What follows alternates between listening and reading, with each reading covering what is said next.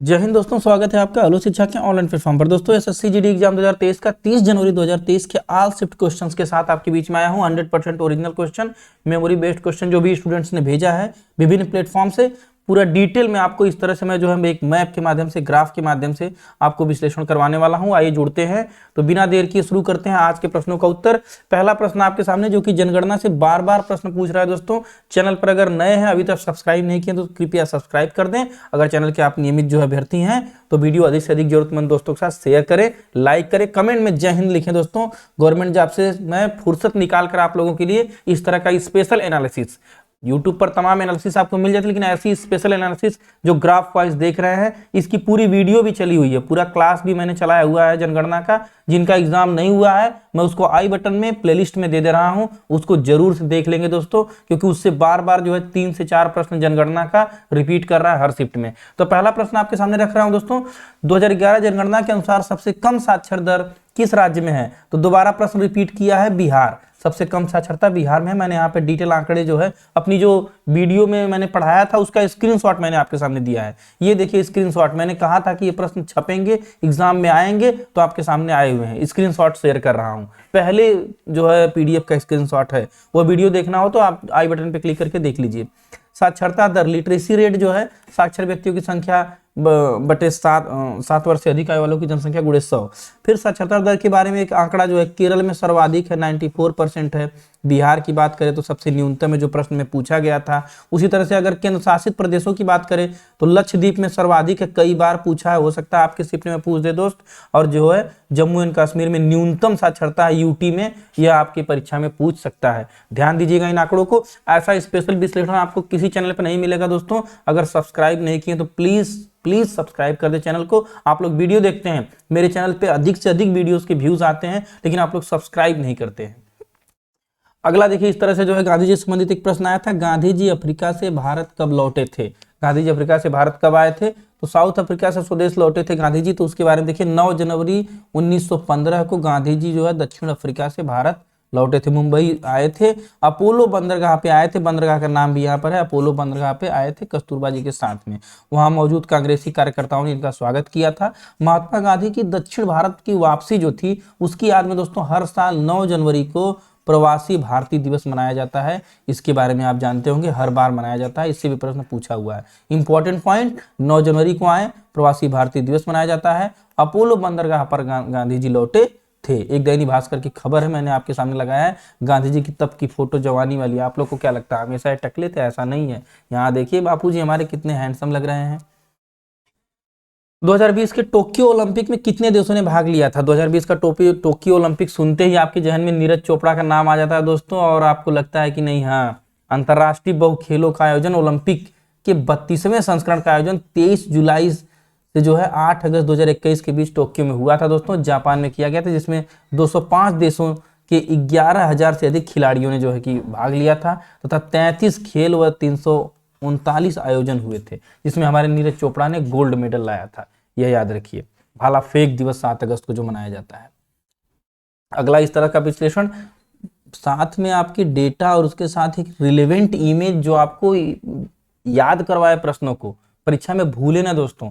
ऐसा आपको किसी चैनल पर नहीं मिलेगा इस तरह का। और कम समय में, मात्र 10 मिनट में मैं दोनों शिफ्ट का क्वेश्चन, हिंदी का, जीएस का, और भी जो क्वेश्चंस आए हैं, मैं सारा का सारा कवर करवा देने की कोशिश करूंगा। और कवर ही नहीं, पूरा आपको याद करवा दूंगा ऐसे फोटोज और वीडियो दिखा के। सरहुल कहाँ का त्योहार है? सरहुल मध्य पूर्व भारत के आदिवासियों का एक प्रमुख पर्व है, जो झारखंड के आदिवासी क्षेत्रों में मनाया जाता है।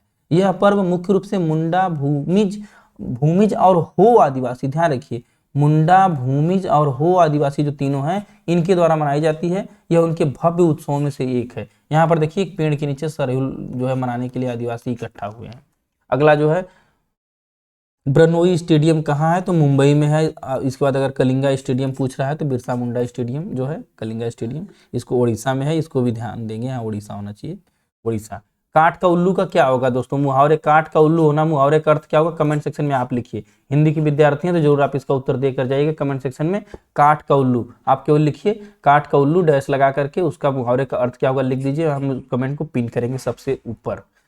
ICAR, Indian council of agricultural research, के वर्तमान अध्यक्ष से संबंधित प्रश्न आया था, तो श्री नरेंद्र सिंह तोमर हमारे जी हैं, ये जो है इंडियन काउंसिल और एग्रीकल्चर रिसर्च के हेड हैं, इससे भी प्रश्न आया था, रिपीट कर सकता है, ध्यान दीजिएगा।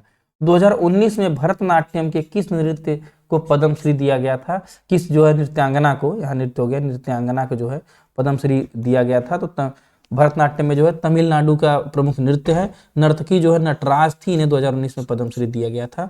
जो है नाट्यशास्त्र के लेखक जो है भरत मुनि हैं। इनका प्रश्न भी कई बार रिपीट किया है कि भरतनाट्यम जो है किसकी याद में या किसके द्वारा जो है इसका उपज किया गया है, तो ये भरत मुनि के द्वारा, इसको ध्यान रखेंगे। नवंबर 2022 में नरेंद्र मोदी ने किसे राष्ट्रीय स्मारक घोषित किया था? एक स्मारक आपके सामने, ऐसा जो है डेटा नहीं मिलेगा दोस्तों, आप देखिए विश्लेषण तो बहुत मिलेंगे। पीएम मोदी ने यहाँ जो है मानगढ़ धाम को राष्ट्रीय स्मारक घोषित किया, और ये देखिए एक स्मारक जो है यहाँ पर दिया भी है, यहाँ पर भी कुछ जो है वीर शहीदों के लिए मानगढ़ धाम राजस्थान को राष्ट्रीय स्मारक घोषित किया गया। 1913 में राजस्थान के मानगढ़ में ब्रिटिश सेना की गोलीबारी में हमारे जाबाज जो है आदिवासियों ने अपनी जान गंवाई थी, उनको श्रद्धांजलि पीएम मोदी ने दिया था, उसके बारे में यहाँ पर जो है प्रश्न दिया आया था इस बार जो है। तो मानगढ़ धाम पॉइंट याद करने वाली, मानगढ़ धाम राजस्थान 1913 में जो है से संबंधित घटना जो है अंग्रेजों के बीच जो भिड़ंत की बात थी, उसको जो है नरेंद्र मोदी ने क्या किया, हमारे प्रधानमंत्री जी ने राष्ट्रीय स्मारक घोषित कर दिया। यह की पॉइंट आप याद रखेंगे। भारत की तरफ से ओलंपिक में प्रथम ध्वजवाहक कौन थे? पहली बार कौन जो है भारत की तरफ से ओलंपिक में ध्वजवाहक थे? तो एक नाम आपके सामने आएगा, पूर्मा बनर्जी। पुराने प्रश्नों को पूछने की तो आदत है एसएससी जीडी की, करंट अफेयर तो ऐसा लाता है कि पूछिए ही मत। जो आज के 10 साल पहले करंट अफेयर था उसको जीके मान के पूछता है। खेलों के उद्घाटन समारोह में राष्ट्रीय ध्वज ले जाने वाले पहले भारतीय दोस्तों जो थे वह पूर्मा बनर्जी जी थे। ये 400 मीटर धावक को यह सम्मान 1920 में बेल्जियम के एंटवर्प ओलंपिक में मिला था। ध्यान देंगे बेल्जियम के किस ओलंपिक में। अब इस बार हो सकता है कि ये पूछ दे कि जो है जो पूर्मा बनर्जी को जो है सम्मान मिला था तो पहली बार किस जो है ओलंपिक में मिला था, तो बेल्जियम के एंटवर्प ओलंपिक। ध्यान देने वाली बात यह है, इसको याद रखेंगे। अगला जो है सागर का समानार्थी शब्द क्या है? तो समुद्र, जलधि, उदधि, ये ध्यान रखेंगे। सक्रिय का विलोम अक्रिय या निष्क्रिय, ये भी ध्यान देंगे। हिंदी से संबंधित प्रश्न है आपके सामने, सरल प्रश्न थे। अनुच्छेद तो बार बार पूछ रहा है, हर 2-3 अनुच्छेद डाल दे रहा है और घुमा फिरा कर वही अनुच्छेद। अनुच्छेद 19 का संबंध किससे था? तो वाक्य एवं अभिव्यक्ति की स्वतंत्रता का संबंध अनुच्छेद 19 से है। अगर ऑप्शन में न हो तो इसी अनुच्छेद 19 को प्रेस की स्वतंत्रता भी कहा जाता है, यही अनुच्छेद 19 ही है। बोलने की आजादी भी कहा जाता है अनुच्छेद 19 को ही, ध्यान रखेंगे। अनुच्छेद 21 प्राण एवं दैहिक स्वतंत्रता, ये भी प्रश्न में पूछा हुआ है। अनुच्छेद 21 का क भी पूछा हुआ है। 21 का क जो है मूल अधिकार, जो एजुकेशन से संबंधित, ये भी प्रश्न पूछा हुआ है। अनुच्छेद 18 उपाधियों का अंत भी प्रश्न पूछा हुआ है, आपके सामने दिया हूं, याद रखिएगा दोस्तों इसको। वर्ष 2022 तक नीति आयोग के अध्यक्ष कौन थे? तो कौन रहेंगे नीति आयोग जो है, इसके बारे में समझ लीजिए कि जो आज दोस्तों नीति आयोग है यही पहले योजना आयोग हुआ करती थी। आप इसके बारे में पढ़े होंगे, जरूर जानते होंगे कि जो आज नीति आयोग है यह पहले योजना आयोग हुआ करती थी, और योजना आयोग के अध्यक्ष हमेशा जो है पीएम होते थे, तो नीति आयोग के अध्यक्ष भी हमेशा पीएम ही होंगे। तो इसके उपाध्यक्ष सुमन बेरी और सीईओ परमेश्वर अय्यर हैं, इनके बारे में आप जानते होंगे। इसकी स्थापना क्या 19 नाम बदला गया। 2015 से पहले जो है योजना आयोग थी, उसका नाम बदल करके जो है नीति आयोग बना दिया गया। नाम बदलने की परंपरा तो अपने यहाँ बहुत जोरों से चलती है, जान ही रहे हैं आप। इसे थिंक टैंक ऑफ इंडिया कहा जाता है दोस्तों, थिंक टैंक ऑफ इंडिया, क्योंकि ये पूरे भारत के लिए एक सोच विचार कर प्लान बनाने का काम करती है, तो इसे थिंक टैंक ऑफ इंडिया। और इसके अध्यक्ष हमेशा जो भी करंट प्रधानमंत्री होंगे वही होंगे। तो 2022 तक जो है नरेंद्र मोदी जो है रहेंगे, यही जो जब तक ये पीएम रहेंगे तब तक इसके अध्यक्ष रहेंगे। अस्थावर का विलोम शब्द है, अस्थावर का जंगम होता है। यह कई परीक्षाओं में मुझे भी मिला है, टीचर भर्ती परीक्षा में मैं बैठा था उसमें भी मुझे मिला, पुलिस में भी मिला, कई जगह अस्थावर का जंगम, कभी जंगम का अस्थावर, अस्थावर का जंगम अदल बदल के पूछता है। ऐसे ही विलोम लाता है जो थोड़ा लोग कम सुने हैं। भारत के नियंत्रक एवं महालेखा परीक्षक कौन से अनुच्छेद से शक्ति प्राप्त करते हैं? मतलब कौन से अनुच्छेद में नियंत्रक एवं महालेखा परीक्षक है? थोड़ा सा बात को घुमाया है, तो अनुच्छेद 148 गिरीश चंद्र मुर्मू 14वें जो है नियंत्रक एवं महालेखा परीक्षक है, ध्यान देंगे। चुनाव आयोग से संबंधित प्रश्न पिछली बार आया था, इस बार भी हो सकता है आपके शिफ्ट में आ जाए, तो राजीव कुमार है चुनाव आयुक्त। सम्राट अशोक की मृत्यु कब हुई थी? तो सम्राट अशोक की मृत्यु जो है दोस्तों, इसके बारे में जान लीजिए, उनसे संबंधित कुछ तथ्य जो है वहां से प्रश्न आ सकते हैं। 36 वर्षों तक इन्होंने शासन किया। इसके बाद लगभग जो है 232 ईसा पूर्व में उनकी मृत्यु हो जाती है। उनको उनको जो है उनके कई संतान और पत्नियां थी, उनके बारे में कोई स्पष्ट डेटा नहीं है। कलिंग विजय के बाद इनका हृदय परिवर्तित हुआ था और उसके बाद इन्होंने बौद्ध धर्म ग्रहण कर लिया था। कलिंग विजय ध्यान रखेंगे 13वें शिलालेख में इसका वर्णन इन्होंने किया है। 49वें सीजीआई कौन है, यह ध्यान रखें। 49वें सीजीआई माने चीफ जस्टिस ऑफ इंडिया जो है कौन है, तो यूयू ललित, जिनका नाम आप बार बार सुनते हैं, यहाँ पर मैंने उनका पूरा नाम दे दिया है यूयू ललित।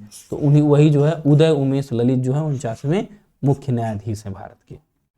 2011 की जनगणना से संबंधित बार बार प्रश्न दोस्तों पूछ रहा है। मैं कह रहा हूं कि जनगणना का प्रश्न मैंने प्लेलिस्ट में जो है इंडियन जियोग्राफी इजी वे में करके मेरे चैनल पे प्लेलिस्ट है, मैं यहाँ पर इसमें पिन कर दूंगा कमेंट बॉक्स में, उसका लिंक सबसे ऊपर, और या तो आई बटन में दे दूंगा, आप उसको देखिएगा। मात्र 10 मिनट का वीडियो आपको पूरी जनगणना याद करवा देगा। 2 चरणों में 2011 की जनगणना संपन्न हुई थी, उसका प्रश्न जो है यहाँ पर आ रहा है। वर्तमान में एक नया डेटा आया है, वर्ल्ड पॉपुलेशन रिपोर्ट का कहना है कि वर्तमान में भारत पॉपुलेशन में पहला स्थान विश्व में हो गया है। वर्ल्ड पॉपुलेशन रिपोर्ट 2022 कह रही है कि अब भारत ने चीन को भी पीछे छोड़ दिया है। यहाँ से प्रश्न बने तो ध्यान रखिएगा। फिलहाल बढ़ते हैं अगले प्रश्न की तरफ। मार्शल नृत्य किस राज्य से संबंधित है, अजीबोगरीब नृत्य पूछते हैं। बग्गा पंजाब का मार्शल नृत्य है, बग्गा को भांगड़ा के नाम से भी जाना जाता है, ध्यान रखेंगे। पश्चिम बंगाल के वर्तमान राज्यपाल का प्रश्न आज पूछ दिया था। राज्यों के राज्यपाल मैंने कहा था दोस्तों, इसका जो है सीरीज की सारे राज्यों के जो नए राज्यपाल, नए मुख्यमंत्री बने हैं, उनको एक बार आप एक नजर देख लीजिएगा। यह प्रश्न कराने का जो है मेरे भाई बहनों, आपको सिर्फ इतना सा मतलब है कि आपकी परीक्षा में कहाँ से प्रश्न आ रहे हैं यह आपको समझ में आ जाए। आप उन टॉपिक्स को रट डालिए, सफलता निश्चित मिलेगी, सपना जरूर पूरा होगा। जैसे मैं पुलिस की वर्दी 5 साल तक मैं पुलिस की नौकरी किया दोस्तों, और अपना सपना पूरा किया, और बाद में मेरा टीचर में चयन हो गया, तो मैं अब शिक्षक की नौकरी पर गवर्नमेंट जॉब में जो है काम कर रहा हूँ, तथा समय निकालकर कुछ आप लोग के लिए भी पठन पाठन का काम कराता रहता हूँ। तो आपको भी उस सफर तक पहुंचना है, तो इन टॉपिक्स को रट जाइए, याद कर जाइए। पश्चिम बंगाल के वर्तमान राज्यपाल कौन हैं, डॉक्टर सीवी आनंद बोस जो है पश्चिम बंगाल के वर्तमान राज्यपाल हैं। 23 नवंबर 2022 को पश्चिम बंगाल के राज्यपाल का पदभार इन्होंने ग्रहण किया है, पॉइंट दिया हुआ है। चौथी पंचवर्षीय योजना बार बार पूछ रहे हैं, पंचवर्षीय योजना है तो इनका फेवरेट है। कौन सा युद्ध इस समय हो गया था भाई चौथी पंचवर्षीय योजना के दौरान, तो युद्ध कौन सा, वही अपना नल्ला पाकिस्तान वाले भाई साहब की कहानी है। चौथी पंचवर्षीय योजना जब लागू किया गया था, उस समय जो है इंदिरा गांधी भारत की प्रधानमंत्री थी, शेरनी, और जो है ऐसा दहाड़ी की पाकिस्तान जो है बांग्लादेश छोड़ के भाग लियो। योजना का कार्यकाल जो है, ये चौथी पंचवर्षीय योजना थी, 1969 से 1974 तक इसका जो कार्यकाल था। और उद्देश्य ध्यान रखिएगा, अगली बार हो सकता है उद्देश्य पूछ दे कि स्थिरता के साथ विकास व आत्मनिर्भरता की प्रगतिशील उपलब्धि प्राप्त करना, यह इनका उद्देश्य था दोस्तों। 1971 में भारत पाकिस्तान युद्ध में बांग्लादेश मुक्त हो गया और पाकिस्तान मुंह बना के वापस चले गए, अपने सिमट गए। पूर्वी पाकिस्तान जो बांग्लादेश हुआ करता तो वो इनके हाथ से बाहर, और बांग्लादेश एक स्वतंत्र देश बन गया। शेख हसीना जहां पर हैं आप जो है प्रधानमंत्री, आप जानते हैं। रणजी ट्रॉफी किस खेल से संबंधित है, रणजी ट्रॉफी भारत के क्रिकेट की घरेलू प्रतियोगिता है। घरेलू प्रतियोगिता मतलब इंटरनेशनल नहीं है, इसको ध्यान रखेंगे। मध्य प्रदेश इसको जो है शानदार प्रदर्शन करते हुए रणजी ट्रॉफी को जीता है। 2021-22 वाला अपने नाम कर लिया खिताब को, ये ध्यान रखेंगे। तो आसान प्रश्न था, रणजी ट्रॉफी संबंधित खेल पूछा था, तो ये तो सब लोग लगभग लगाए होंगे कि नहीं, इसका खेल जो है दोस्तों क्रिकेट है। चलिए, लोकसभा में अधिकतम कितनी सीटें हो सकती हैं, तो वही 552, कई बार आपको बताया गया है 552 सीटें हो सकती हैं, तथा वर्तमान में 543 सीटों पर चुनाव होता है। कृष्णा नायर का संबंध किस नृत्य से है, तो कृष्णा नायर केरल के जो है कथकली नर्तक हैं, इनको ध्यान रखिए। वीडियो पसंद आ रहा हो दोस्तों तो चैनल पर अगर नए हैं तो प्लीज सब्सक्राइब कर दें, अपने इस भाई को सपोर्ट करें, नए एजुकेशन चैनल को भी ग्रो करने में सपोर्ट करें दोस्तों, क्योंकि बड़े बड़े महारथी जो है आप देख रहे हैं, चाहे आपका जो है टेस्ट सीरीज रहा हो, चाहे प्रश्नों का कलेक्शन रहा हो, सबको पेड कर दिए हैं। ऐसे समय में फ्री में केवल आपको नए एजुकेशन चैनल ही आपको एजुकेशन दे सकते हैं, और मेरा तो दावा है मैं हमेशा ये सारी चीजें आपको फ्री में उपलब्ध करवाता रहूंगा। तो सपोर्ट करें दोस्तों, आप हमारा, हम आपका सपोर्ट करेंगे। और एक जरूरी सूचना कि 40 शिफ्ट में जो पेपर हुए हैं उनकी एक मास्टर वीडियो मैं आई बटन में दे दूंगा, आपको चैनल पर अपलोड कर दी गई है, आप उसको देख लीजिएगा। हमारे हेलो शिक्षा चैनल पर मास्टर वीडियो आ चुकी है, उससे आपको बहुत हेल्प मिलेगी दोस्तों। पूरे अब तक के लगभग 800 प्रश्नों का कलेक्शन आपको दिया गया है, ताकि आपका एक भी प्रश्न छूटे नहीं। सारे जीएस के प्रश्न एक वीडियो में रिवाइज कराए गए हैं। जय हिंद, मिलते हैं अगले वीडियो में। पढ़ते रहिए, सिलेक्शन जरूर होगा।